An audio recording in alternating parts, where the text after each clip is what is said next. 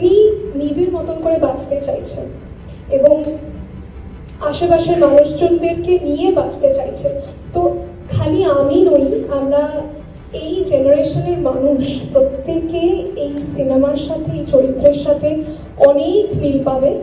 কারণ পৌশালী ম্যাম এত সুন্দর করে লিখেছেন যে সিরিয়াসলি এটার সাথে মানুষ নিজের জীবনের অনেক কিছু ছোট ছোট মুহূর্তের সাথে যোগ স্থাপন করতে পারবে।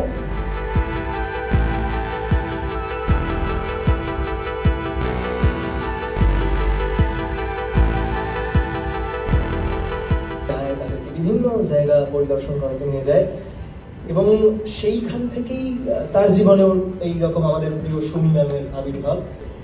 তো সেইটা দেখতে দেখতে আমি জানি না আমার কি হয়েছিল, কিন্তু একটা আবেগ আমার মধ্যে, একটা অনুভূতি তখন তৈরি হয়েছিল ওই গানের ওইটুকু সময়ের মধ্যে, যেটা আমার মনে হয়েছিল যে আমি এটা অনেকের জন্য তৈরি করতে পারি।